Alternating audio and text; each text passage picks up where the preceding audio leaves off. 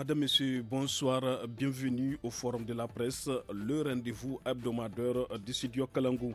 Cette semaine, les sujets qui ont dominé l'actualité s'articulent autour de la situation sécuritaire au Niger.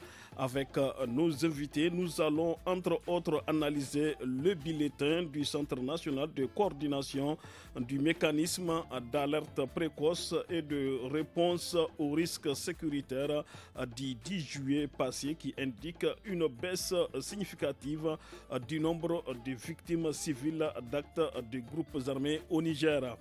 Ensuite, nous parlerons des sanctions financières infligées aux 4 principaux opérateurs de téléphonie mobile du Niger pour des manquements. L'actualité, c'est aussi la visite de 72 heures du président de la République, Bazoum Mohamed, dans la région de Tawa, avec en toile de fond l'inauguration mercredi 19 juillet de la cimenterie de Badaguichiri. Pour commenter et analyser tous ces faits, j'ai le plaisir de recevoir Garé Amadou, directeur de publication de l'hebdomadaire satirique nigérien Le Canard déchaîné et également journaliste au quotidien La Nation. Garé Amadou, bonsoir. Oui, bonsoir.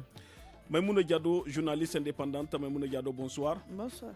Et Issa Madougou, journaliste indépendant également. Issa Madougou, bonsoir. Bonsoir Mokhtar. À la modération, je suis Mokhtar Hamadou.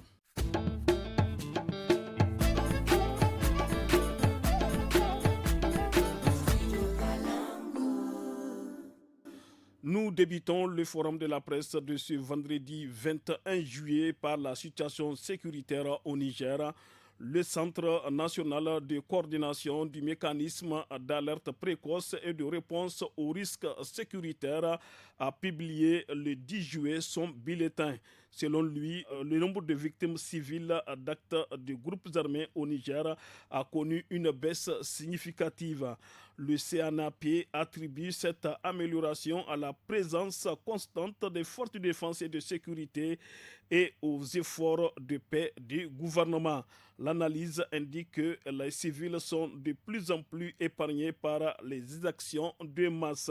Cependant, l'insécurité semble changer de forme, passant d'actes de terreur à des actes de banditisme armé se traduisant par des vols, des enlèvements ou de trafic en tout genre.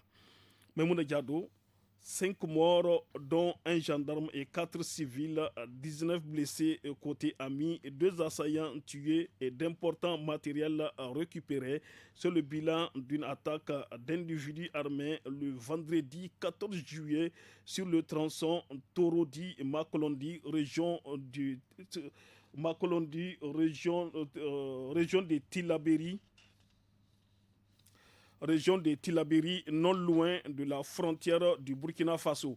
Avez-vous d'autres informations ou d'autres précisions au sujet de cette attaque qualifiée de complexe par l'état-major des armées nigériennes?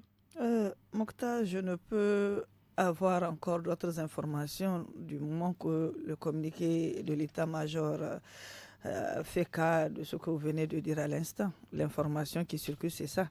Mais c'est quelque chose qu'il faut condamner. C'est déplorable en tout cas. Quand on voit que l'axe Torodi-Makolondi, aujourd'hui, les Nigériens qui veulent voyager ou les Burkinabés qui veulent venir ici au Niger ne sont pas du tout en sécurité pour pouvoir voyager. Parce que je me rappelle, est-ce que c'est pas même un convoi? C'est un convoi qui a été escorté par la gendarmerie qui a été attaqué. Donc si aujourd'hui un convoi n'est pas en sécurité, bien que c'est escorté par les gendarmes, il faut se poser la question.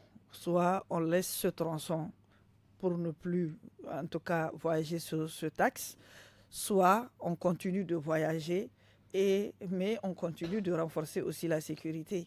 Et que les passagers qui, en tout cas, prennent cette route, je suis sûr qu'ils n'auront pas la conscience tranquille jusqu'à arriver à destination. Ça veut dire que c'est l'un ou l'autre. Soit on renforce la sécurité des deux côtés, soit on donne l'information de plus en plus pour dire que voilà, il faut, en allant au Burkina Faso, peut-être il y a d'autres pistes, d'autres routes que vous pouvez emprunter, qui n'est pas aussi le cas comme Torodi, Makolondi, est-ce qu'on est forcé de voyager entre Torodi et Makolondi? Mais il faut également savoir qu'il y a des habitants qui sont obligés, puisque ils vivent là-bas, c'est des populations qui vivent là-bas, donc ils sont obligés de toutes les mille manières de prendre ce tronçon-là. Est-ce que vous avez été surprise par rapport à cette attaque-là? Surprise, parce que si ce n'était pas un convoi, en tout cas escorté, j'allais dire que c'est possible que ça soit attaqué ainsi. Mais quand qu'on se retrouve devant un convoi de la gendarmerie, escorté par la gendarmerie. Et même des militaires, parce qu'il y a des militaires blessés. Oui, et qu'on dise que ce convoi a été attaqué, mais c'est plus inquiétant. On sait qu'il y a des bus qui sont attaqués, qui ne sont pas en tout cas convoités. Et par les forces de défense et de sécurité. Donc ça doit interpeller la conscience des uns et des autres. Cette question de sécurité, je ne sais pas comment situer cette question de sécurité honnêtement dans cette zone. C'est difficile à cerner entre Burkina et le Niger, à la frontière, surtout de Makolondi vers Torodi. Vraiment, Makolondi, Kantiari et les autres, c'est vraiment difficile. Hein. C'est vraiment difficile.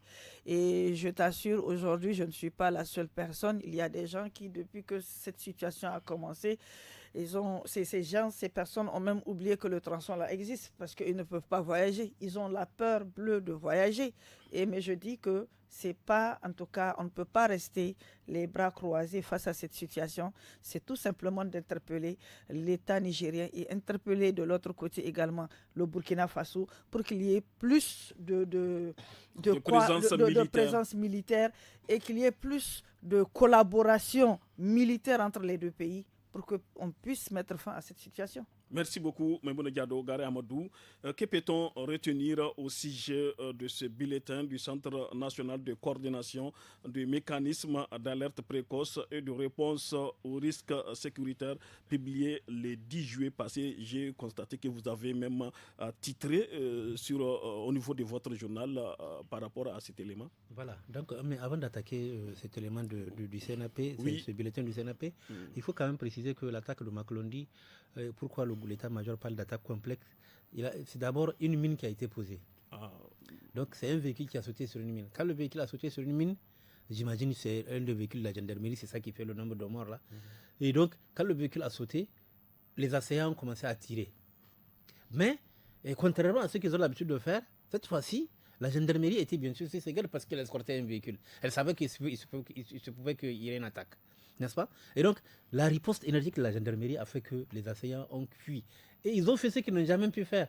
Laisser les cadavres de leurs combattants. Oui, qu'ils ont laissé. Ils n'ont pas eu le temps de les prendre. Ça veut dire que la puissance de feu de la gendarmerie était très forte. Mais comme l'a dit Memouna, attaquer un convoi et escorter, c'est vraiment de l'audace de la part de ce truc-là. C'est pourquoi, moi, je dis que pour qu'une escorte puisse bien marcher, il faut qu'il y ait une chose qui est extrêmement essentielle. Les moyens aériens. Les moyens aériens pour surveiller la zone, pour survoler la zone. Aujourd'hui, on n'a pas besoin d'avions. Il y a des drones qui peuvent survoler la zone, là, le parcours, là, pour voir s'il y a signaler la présence. Mais bien sûr, il faut ça. Il faut qu'on commence à utiliser. Il y a des drones qu'on a achetés avec la Turquie. Ces drones-là, on doit commencer ces drones ont commencé à fonctionner. Je ne sais pas s'ils ont commencé à fonctionner, mais pour moi, la solution se trouve de ce côté-là. C'est-à-dire qu'on ne peut pas engager des troupes militaires au sol dans des zones extrêmement dangereuses tant qu'ils n'ont pas la couverture aérienne nécessaire, au moins pour les informer de ce qui se passe.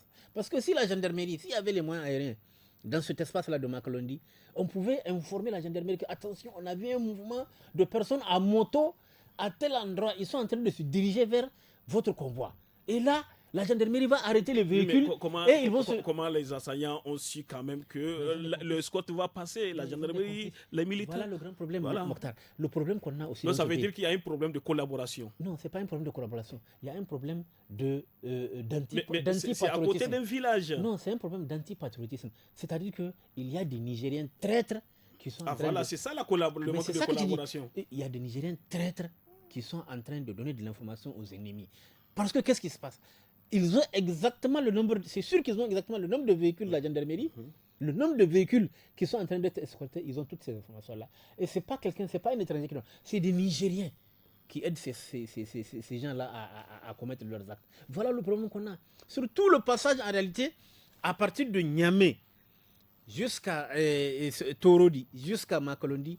Ils sont informés. Ils sont informés, bien sûr, Mokhtar, ils sont informés. Et donc, c'est ça, j'ai dit, donc la solution pour moi, il faut que l'État puisse mettre en tout cas les moyens qu'il faut pour que quand un convoi s'ébranle, parce que quand on parle d'un convoi escorté, ça veut dire qu'il y a des périodes bien établies au cours desquelles les convois vont s'ébranler. C'est-à-dire, on va dire, bon, lundi, mercredi, vendredi, il y a un convoi. Est-ce que vous comprenez? Mais cette information-là, les terroristes l'ont. Et donc, pour pouvoir contrecarrer ce que les terroristes peuvent entreprendre, il faut qu'il y ait une protection aérienne. Donc, c'est ça qu'il faut. Maintenant, concernant le bulletin du CNAP. Oui, allez-y. Oui, le bulletin du CNAP est venu, en tout cas, confirmer un constat qu'on a fait quand même depuis un bout de temps. Il y a quand même une relative accalmie. Attention, on ne dit pas que la sécurité est revenue, mais on a constaté... Les attaques frontales ont bien cessé sûr, d'abord, première chose, les attaques du type Chinagoder, Inates, ce n'est plus possible. Mais de plus, on a l'impression que les terroristes, si c'est nuit l'attaque de ce convoi-là, de Makalondi, en tout cas, il y a des enlèvements, il y a des enlèvements, mais ils évitent la confrontation avec l'armée. Et pour moi, le fait qu'ils aient laissé les cadavres là, est-ce que dans le convoi, ils savaient qu'il y avait l'escorte quand ils ont attaqué le convoi de véhicules là? Peut-être, c'est des questions que je pose. Mais c'est que je suis... À la suite de chaque attaque, il y a quand même des ratissages. Est-ce qu'il y a eu du ratissage? Oui, tout ça là, c'est les moyens aériens qui peuvent le permettre de le faire. Vous savez, les terroristes là, quand ils attaquent un convoi, c'est un groupe qui va attaquer. Maintenant, le groupe là qui attaque là, quand il se replie là, il y a un autre groupe qui est en embuscade. Hein. Et donc, les militaires ne peuvent pas s'aventurer comme ça. Pour les suivre. Ah non. C'est extrêmement dangereux. D'abord, le terrain est miné. Et puis, vous ne savez pas ce que vous allez trouver. C'est pourquoi, quand il y a des drones ou des moyens aériens, ils peuvent voir ce qu'il y a. Et on peut les informer. Donc, j'ai dit, il y a un constat qui est fait quand même depuis un bout de temps. On sent qu'il y a une certaine, en tout cas, baisse de ces attaques-là. On sent une baisse. Donc, ce que le CNAP a fait, c'est un constat qui est basé d'abord sur les chiffres donnés par... C'est une étude, c'est à travers un bulletin. C'est à travers tout ce qui a été fait comme bilan par les forces de défense et de sécurité, ils ont recoupé, et c'est ça qui a permis d'avoir ce chiffre-là. Mais c'est constatable, c'est quelque chose qu'on remarque. On remarque certains trucs là, c'est que l'insécurité est là, mais les choses ont diminué. Et c'est tellement vrai qu'à tel point qu'on considère que le Niger aujourd'hui est le pays qui s'en sort le mieux dans la sous-région en matière de lutte contre le terrorisme. Mais il y a toujours des écoles qui sont fermées. Oui, mais écoutez, les déplacements des populations. Oui, non, les déplacements ont diminué même.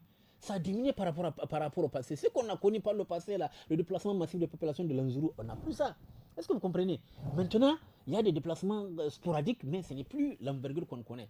Et donc, je pense que le bulletin du CNAP est venu rappeler quand même tout ce qui a été fait. Et ça prouve que les efforts des autorités nigériennes en matière de renforcement des capacités des forces de défense et de sécurité en homme et en matériel et le travail de coordination fait en sorte qu'on est en train d'obtenir de bons résultats. Merci beaucoup, Gary Amadou, Issa Madougou. La situation humanitaire à Ouro Dialadio reste précaire. En plus de 10 000 personnes déplacées dans la localité de Ouro Dialadio, à Torodi et à Niamey alerte le bureau de coordination des affaires humanitaires des Nations Unies au Tchad. Ces personnes fuient les violences perpétrées par les éléments présumés des groupes armés non étatiques présents dans la région de Tillabéri et dans la zone des trois frontières. Quelle est votre opinion au sujet de la situation humanitaire dans la commune de Ouro Dialadio? Merci Mokhtar. Vous savez, dans cette commune rurale, les gens ils n'ont que des activités qui sont liées aux activités agricoles et élevage et un peu de commerce. Mais quand ils arrivent à quitter leur lieu de résidence, vous savez, c'est très difficile. Comme on connaît un peu la situation de l'accès aux terres, vous ne pouvez pas vous déplacer et puis venir travailler la terre de quelqu'un qui ne vous appartient pas, ce n'est pas possible. Donc ce qui veut dire, ce qui démontre qu'il y a une certaine complexité de la situation humanitaire. Ces gens ont besoin réellement d'aide. Et parce que ce qui se passe, ce n'est pas des attaques qui sont venues faire, que le groupe armé étatique sont venus faire. C'est des menaces avec quelques cas d'assassinat pour des résistances. Donc, ils sont les gens le plus souvent de débarquer et de quitter leur village pour un délai. Ils donnent 12 heures, au-delà jusqu'à 4 jours, 5 jours, voire une semaine. Mais selon certains témoignages, ils disent que cela a été concomitant avec l'arrivée des forces de défense et de sécurité dans la zone. Dès qu'ils sont venus, Et avant, c'est vrai, ils les voient, les gens se circulent, ils viennent. Mais ils ont dit, c'est comment on appelle, ces menaces de quitter leur village, c'est quand il y a eu l'arrivée des FDS. Mais ils n'arrivent pas à comprendre qu'est-ce qui est à la base de cette situation et ce de revirement. Parce que compte tenu même que la dangerosité, ils ont quand même pu essayer de rester dans leur... Parce qu'ils sont attachés à leur terre, c'est toute leur histoire, c'est toute leur vie. Donc, ils ont essayé de s'adapter à la situation. Mais malheureusement, aujourd'hui, la situation s'est empirée, on les force de quitter. Aujourd'hui, on sait qu'au Niger, on a une loi qui porte assistance et protection des personnes déplacées. Moi, je pense qu'il faut aussi trouver les voies et moyens, conformément à cette loi qui se base sur la convention de Kampala, pour que ces personnes puissent vraiment d'abord être assistées et créer en tout cas maintenant des conditions de sécurité pour qu'ils puissent retourner dans leur village. Et Issa Madougou, vous l'avez rappelé tout de suite, la dégradation de la situation humanitaire dans cette localité de Ouro-Dialadio intervient dans un contexte d'installation et de l'évolution de la campagne agricole. Y a-t-il des risques liés à ce phénomène? Mais écoutez, quand les gens... Parce que quelqu'un qui dépend des activités aujourd'hui agricoles, pendant la campagne, elle est propice pour ces activités. Et cette campagne même, il faut reconnaître que cette année, la situation est vraiment dramatique. Combinée à l'insécurité, le climat aujourd'hui est en train de montrer notre facette à ces populations. Les gens ont s'aimé depuis jeunes. Le changement climatique, oui, c'est de ça que j'aimerais parler. Vraiment, il faut essayer que dans une vision commune, une synergie d'action, essayer d'apporter des solutions idoines à ces populations. Parce que ces gens aujourd'hui, ils ont semé depuis quelques mois, mais compte tenu de la pluviométrie qui n'est pas au rendez-vous, ils ont même oublié qu'ils ont planté. Maintenant, il y a encore cette situation de déplacement où on vous dit, vous êtes sommé de quitter, sans quoi si on vous retrouve dans vos lieux, et on va vous tuer. Regardez, quelqu'un qui est déjà dans sa tête, sa réflexion, comment je vais nourrir les prochains mois mes progénitures. Et on vient encore avec ce couperet sur sa tête. Vous voyez, c'est très difficile. Donc, au-delà même de l'assistance humanitaire, il faut penser aussi à une prise en charge psychologique de ces hommes et de ces femmes, afin que vraiment ils puissent être même en mesure, même une fois si des solutions ont été apportées pour qu'ils retournent chez eux, qu'ils puissent être aptes vraiment à mener une vie normale pour leur propre épanouissement. Merci beaucoup à tous. On a fait une courte pause.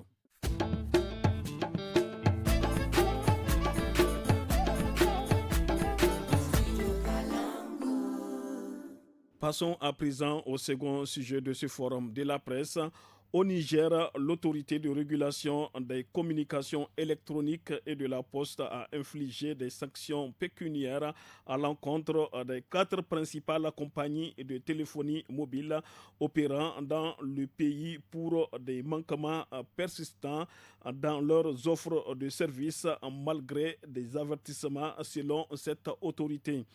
Ces sanctions à l'encontre de Celtel Niger, aujourd'hui devenu RTL, Zamani, Move Africa Niger et Niger Telecom, ont été rendues publiques par la présidente du Conseil national de régulation des communications électroniques et de la poste, Madame Betty Aïchatou Habibou Oumani, lors d'un point de presse qu'elle a animé le lundi 17 juillet passé à Niamey.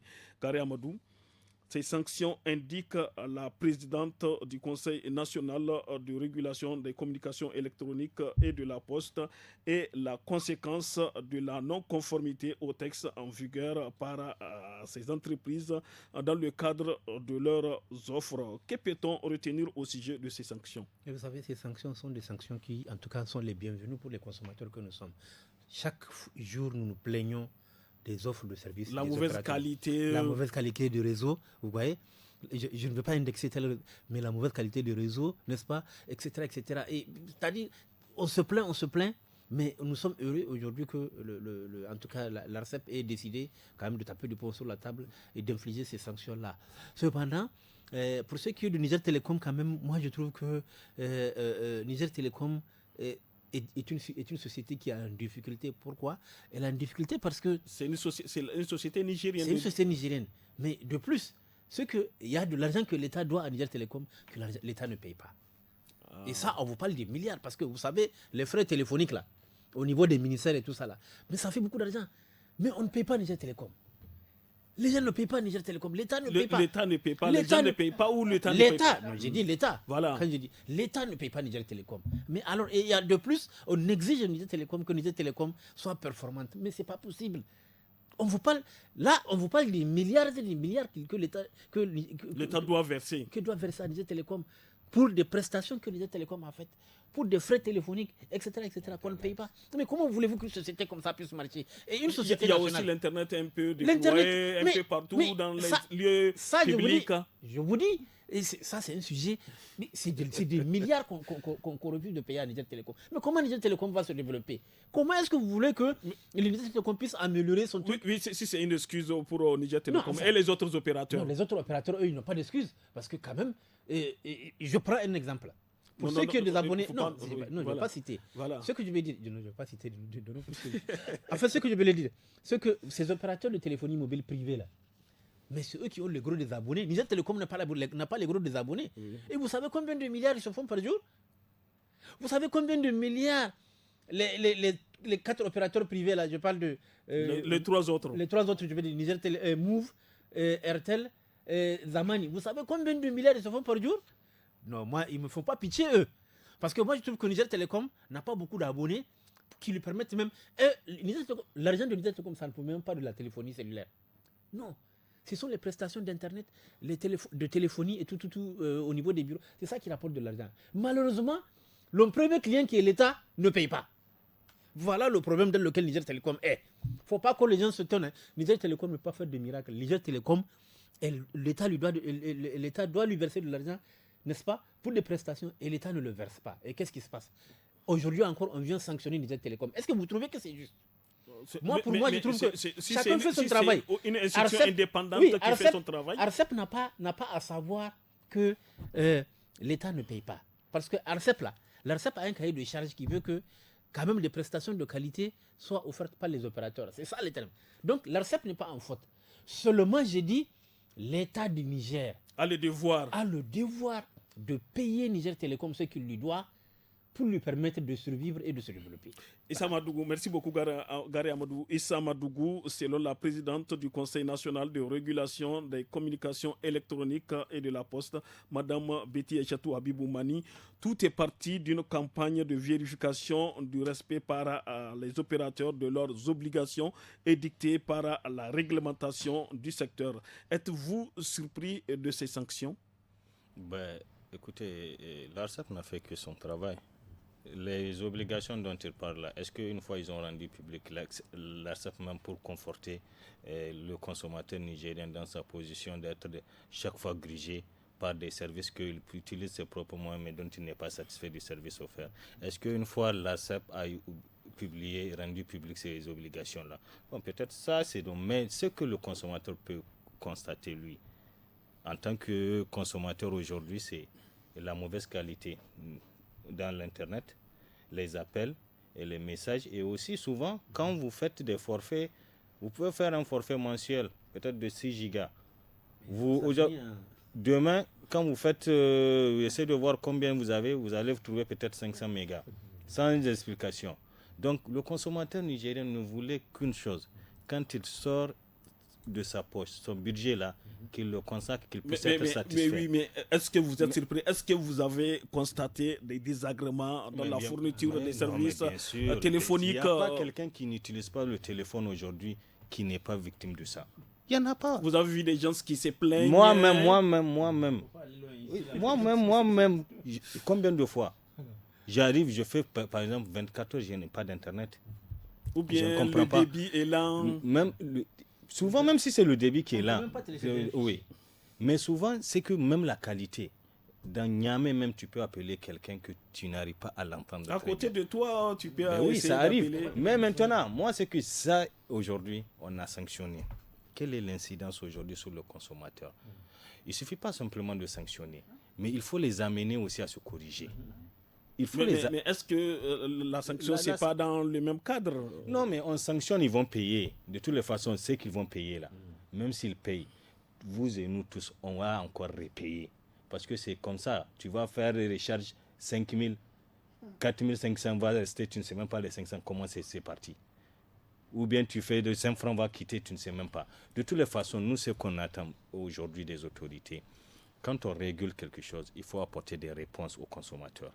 Mais au Niger, on a constaté qu'on ne fait que sanctionner. Aujourd'hui, toutes ces sanctions-là qu'on a infligées, c'est des sanctions pécuniaires qui vont être logées dans les caisses de l'État et de l'ARCEP.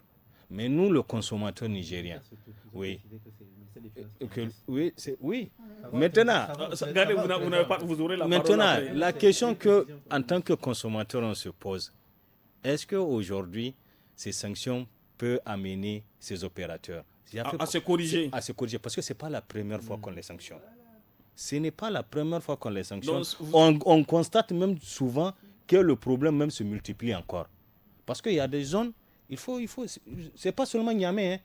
Il y a des zones, vous savez, il n'y a même pas le réseau. C'est y compris l'intérieur du pays. Oui, il n'y a même pas le réseau. Les gens ont des difficultés, même parce que vous savez, en milieu rural, les gens utilisent le portefeuille électronique. Ça, les mouflages, Airtel Money et consorts. Souvent, c'est avec ça qu'ils voyagent aujourd'hui, compte tenu de l'insécurité résiduelle. Dans les marchés, là, les gens utilisent le mobile money. Donc, souvent, ils vont au marché, il n'y a plus le réseau. Même pour faire les transactions, ils ne peuvent pas le faire.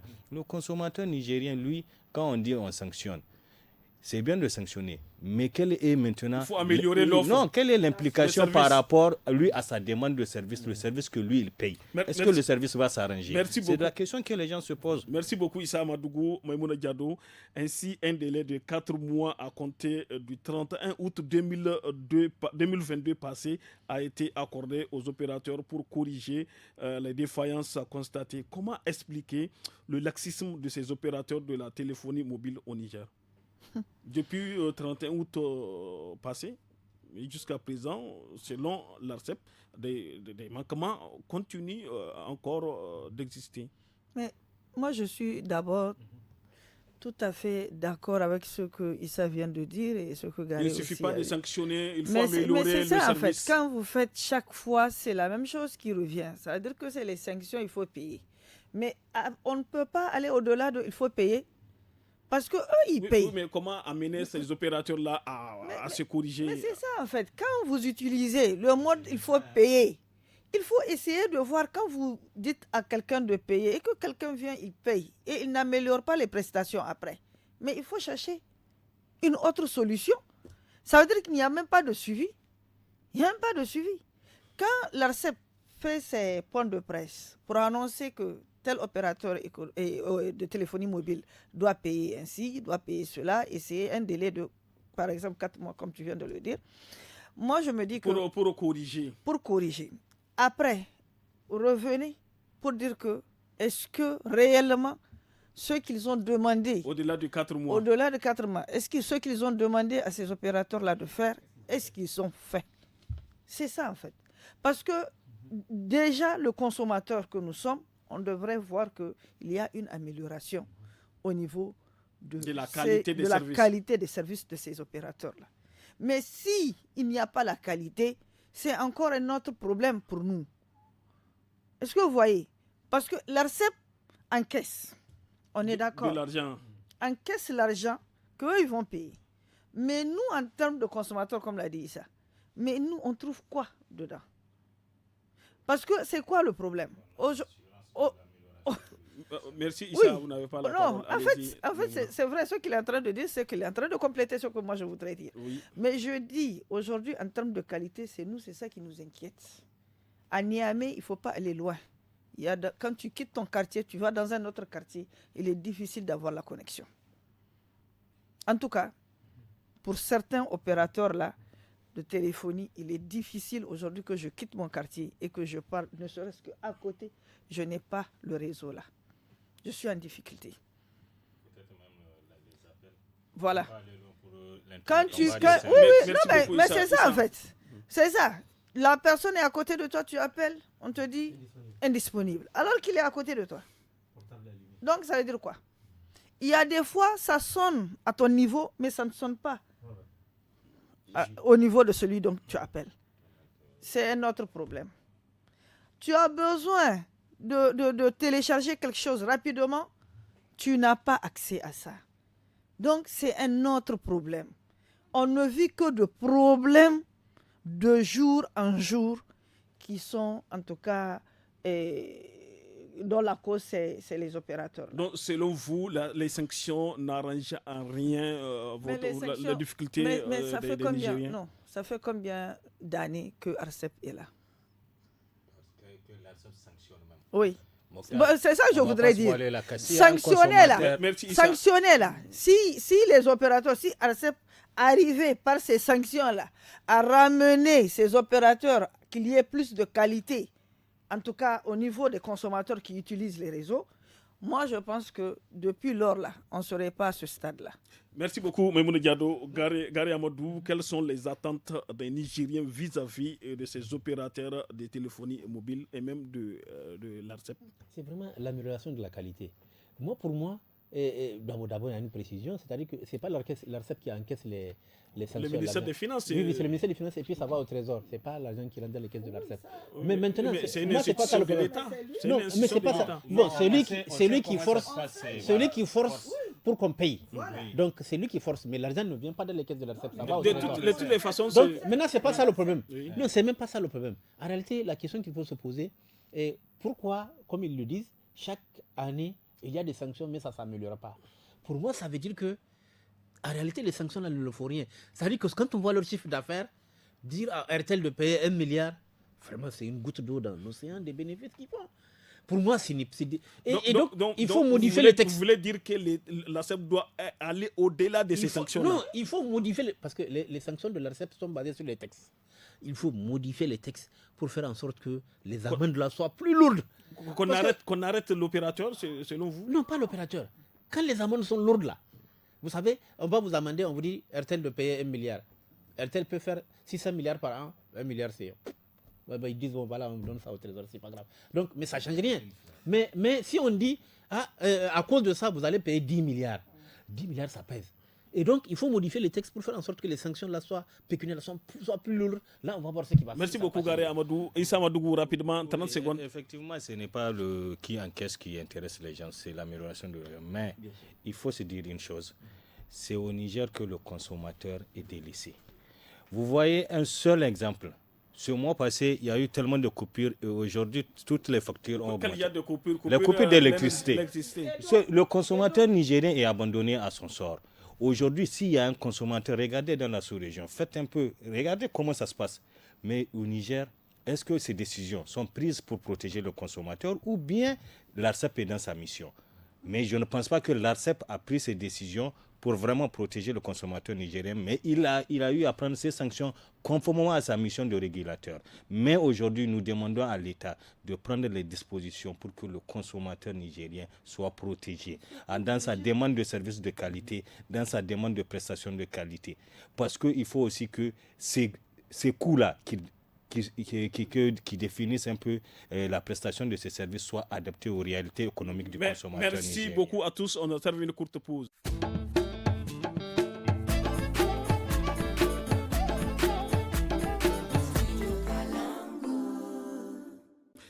Le président de la République a effectué une visite de 72 heures cette semaine dans la région de Tawa. Bazoum Mohamed a mis à profit cette visite pour inaugurer la nouvelle usine de cimenterie de Badagishiri, réceptionner les tronçons d'Angona, Ilela et Tabalaka à Tawa, ainsi que le lancement officiel des travaux de construction de la voie à Kintabaraden en branchement à Tabalaka et celle d'Abalaka à Tabalaka. Issa Madougou, que peut-on retenir au sujet du complexe cimentier de Badagishiri rapidement? Il faut apprécier un peu quand on a ces industries qui se créent parce qu'on a besoin aussi du secteur privé pour développer notre industrie. Mais il faut que le produit qui sort aussi puisse être vraiment un produit qui sert aux Nigériens, qui est adapté aux réalités économiques du Nigérien. Parce que vous voulez parler de l'accessibilité. L'accessibilité du produit. C'est bien d'avoir une cimenterie. Aujourd'hui, moi, je suis heureux quand je vois souvent, même si c'est fortement concurrencé, celle qui existait de Malbaza, même si ce ciment est fortement concurrencé par des ciments qui viennent de l'étranger. Je suis heureux de le voir que des Nigériens l'utilisent. Mais il faut aussi que l'État crée des conditions pour que ces entreprises-là, qui emploient des Nigériens, puissent faire face à cette concurrence en adaptant leurs prix vraiment à des prix très abordables qui puissent permettre aux Nigériens d'avoir accès à ces... Aujourd'hui, quand on sait, il ne suffit que quelques gouttes d'eau dans certaines parties du Niger pour qu'il y ait des effondrements de maisons.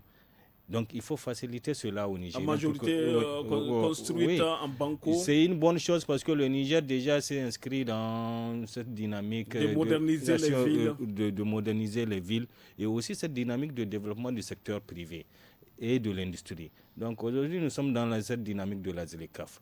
Il faut que l'État crée les conditions pour qu'il y ait une certaine industrialisation et développer ce qui existe déjà pour que le Niger aussi puisse profiter. Mais en voyant sur le terrain, l'État aussi souvent ne facilite pas la chose à ses investissements au Niger parce que ces produits sont fortement concurrencés par des produits qui viennent de l'extérieur. Vraiment, il faut qu'aujourd'hui, donner cette garantie même à certains investisseurs qui veulent venir investir au Niger. Quand vous venez, c'est le pays qui offre des conditions. Aujourd'hui, vous voyez, moi je pense que le Bénin, c'est que le Bénin est en train de faire en matière de développement de son industrie, doit être un modèle pour certains pays de la sous-région. Et nous devons nous inspirer de cela. Nous avons ce projet de zone industrielle ici sur la route de Torodi. Depuis l'annonce, rien. Mais il faut que l'État aussi, par l'industrialisation, l'État investit également dans l'énergie. On ne peut pas développer un pays et l'industrie d'un pays tant que nous dépendons fortement aussi de l'énergie qui nous vient de l'extérieur. Il faut avoir vraiment des investissements très importants dans ce domaine pour développer et créer les conditions à ce que ces industries puissent vraiment faire face à la concurrence. Issa Madougou, avez-vous une idée déjà du prix du sac de ciment ou bien de la tonne? Pour Badiguichiri? Non. Mongo, je l'ai vu seulement sur le marché. J'ai demandé c'est quoi Mongo. On m'a dit que c'est le ciment qui vient de Badiguichiri. Et c'est une fierté de voir un produit qui vient du pays. Merci beaucoup Issa Madougou. Maimouna Diado, quelles sont les attentes des Nigériens au sujet de la toute nouvelle cimenterie de Badiguichiri? Mais les attentes, Issa a déjà évoqué les attentes des populations des Nigériens que nous sommes. C'est quoi les attentes? Mais c'est qu'on étudie d'abord le prix du ciment pour pouvoir permettre à nous autres de construire grâce à ce ciment. De profiter donc. Parce que tout simplement, on ne peut pas avoir des usines aujourd'hui qui en fabriquent et que le Nigérien n'a pas totalement accès à ça. Donc, il faut qu'il y ait d'abord une quantité, en tout cas, de ce ciment. Le prix soit étudié et qu'on emploie également les Nigériens, les jeunes Nigériens qui y sont, qui ne font rien et qui peuvent trouver de l'emploi au niveau donc de cette société, qu'on puisse également les prendre. Voilà, pour que non seulement Badiguichiri peut être donc tout simplement au niveau de cette zone, pour qu'on sache qu'il y ait vraiment un changement. Un changement, quand je dis un changement, c'est qu'il faut également amener nos entreprises à prendre en charge à faire des investissements. Des investissements dans la zone, localement de la zone où ils sont. Ça veut dire que tout simplement, on peut construire des écoles, on peut faire des cases de santé, on peut appuyer l'État dans beaucoup de choses, dans beaucoup de choses. Et également, faire en sorte qu'il y ait plus de jeunes Nigériens, comme je viens de le dire, qui sont de cette région-là. Et surtout étudier le prix du ciment. Parce que si aujourd'hui on doit acheter un paquet au-delà de 5 000 ou au-delà de 6 000, 7 000, et qu'un autre ciment qui nous vient, d'ailleurs est moins cher que le ciment que nous avons ici chez nous, donc ce n'est pas la peine. Gary Amadou, avez-vous une idée au sujet des caractéristiques de la cimenterie de Malbaza? Tout ce que je sais, c'est qu'on m'a parlé de 1 million de tonnes de trucs pour... Un peu plus d'un million. Un peu plus d'1 million de tonnes par an. Et puis 800 emplois qui vont être créés. C'est déjà quelque chose de très bien. Mais comme ils l'ont dit, ce qui va peut-être être important, c'est de savoir est-ce que la création de cette cimenterie-là va avoir un impact sur les prix du ciment ici au Niger. Vous savez, les lois de marché obéissent aux règles de l'offre et de la demande. C'est comme ça que ça marche. Et le Niger est dans un espace CEDEAO où il y a la protection des personnes, la libre circulation des personnes et des biens. Ce qui veut dire quoi? Ce qui veut dire que si Dangote veut amener du ciment, on ne peut pas lui interdire. Le Niger ne peut pas développer son industrie et faire du protectionnisme, ce n'est pas possible. Donc Dangote va amener son ciment. Maintenant, quelle est la politique qu'on peut mettre en œuvre pour permettre à ce que le ciment puisse venir? Je pense que s'il y a beaucoup plus de ciment sur le sol national, ça peut impacter sur les prix et ça peut faire en sorte que ça diminue. Mais pour moi, pour que cette société-là puisse être même viable, pour qu'elle puisse avoir beaucoup de bénéfices, il faut qu'elle-même, elle se pose, en tout cas, elle fasse une offre de prix qui soit concurrentielle. Vous savez que le prix du sac de ciment aujourd'hui, c'est 5 500 francs, n'est-ce pas? Parfois 5 000 parfois, mais 5 500. C'est ça le truc. Si aujourd'hui, la cimenterie qui vient de s'ouvrir offre le ciment à 4 000, c'est déjà bien. Je vais même aller jusqu'à 4 500.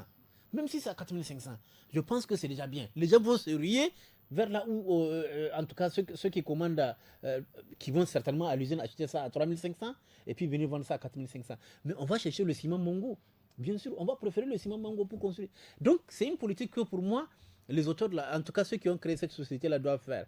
Sauf si c'est juste pour faire comme tout le monde, comme fait Dangote qui amène son ciment qui le vend à 5 500 francs. Si c'est pour ça, bon, moi je ne vois pas l'impact. À part le fait que les emplois ont été créés, je ne vois pas l'impact pour les consommateurs. Comme l'a dit Issa, il faut faire en sorte qu'au Niger, là, le ciment puisse être le moins cher possible pour qu'on puisse pas avoir des maisons en banco. Aujourd'hui, dans la capitale, là, Niamey, en plein Niamey, il y a des maisons en banco. Dans beaucoup de quartiers. Mais comment vous pouvez expliquer ça? Niamey, la capitale, il y a des maisons en banco. La Brousse, on ne parle même pas. N'est-ce pas? Ça, c'est des huttes et tout. Là, en Brousse, quelqu'un qui a le banco, même, on considère qu'il est riche. Vous comprenez? Mais en pleine capitale, vous avez des trucs en banco. Et ces gens-là, c'est pas qu'ils ne veulent pas construire en dur. Hein. Non. Ils ne peuvent pas construire en dur parce que le ciment est très cher. Aujourd'hui, si on amène le ciment à 3 000 au Niger, 3 000.